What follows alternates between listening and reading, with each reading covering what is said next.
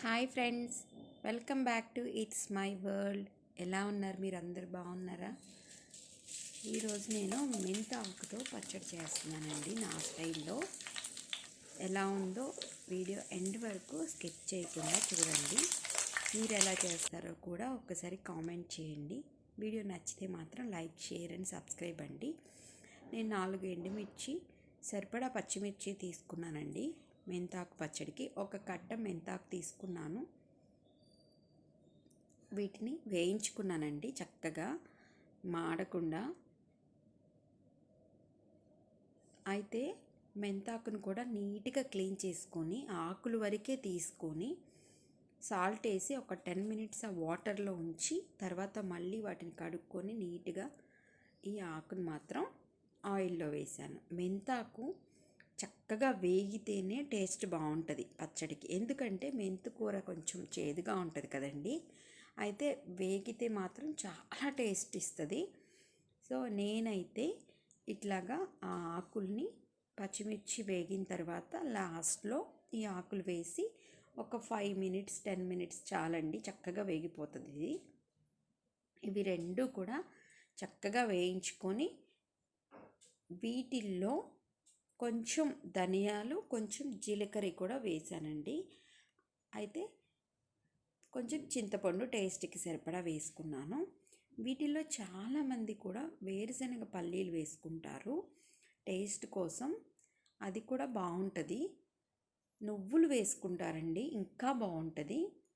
అయితే నువ్వులు కానీ పల్లీలు కానీ ఏమీ వేయకుండా నేను జస్ట్ మెంతాకుతో 4 టమాటోస్ వేసి చేశాను. ఎంత బాగుందంటే దోశల్లోకైనా, ఇడ్లీలోకైనా, అన్నంలోకైనా చాలా టేస్టీగా ఉంటుంది.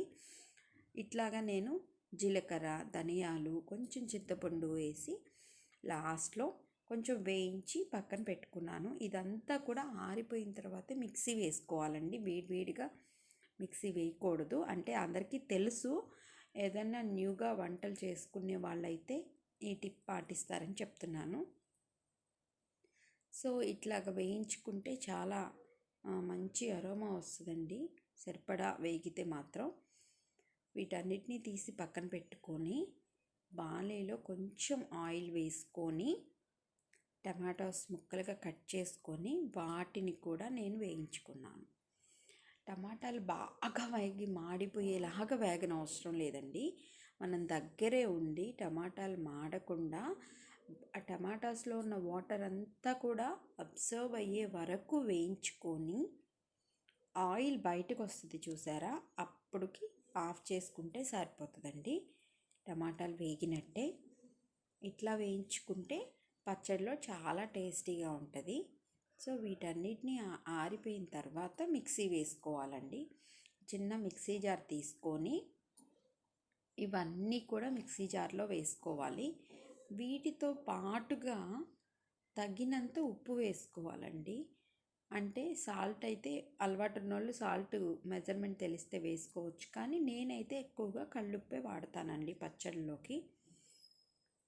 టేస్ట్కి తగ్గ కల్లుప్పు వేసుకొని వెల్లుల్లి రెబ్బలు 4 చిలికలు చేసుకొని నేను పచ్చట్లో ఇవి కూడా వేసానండి. ఇవి ఎవరైనా కంపల్సరీగా వెల్లుల్లి వేసుకుంటారు రోటి పచ్చట్లో, చాలా టేస్ట్ ఇస్తుంది.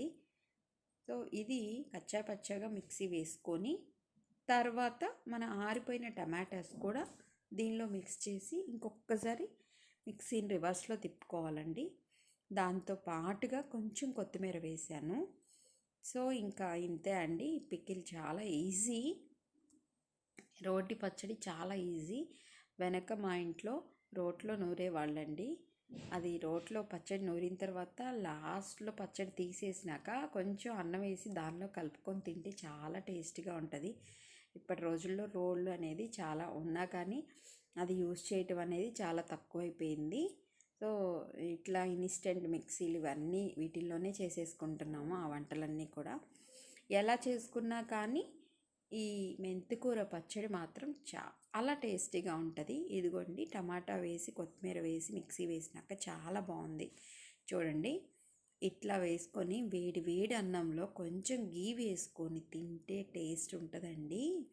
సూపర్గా ఉంది పికిల్.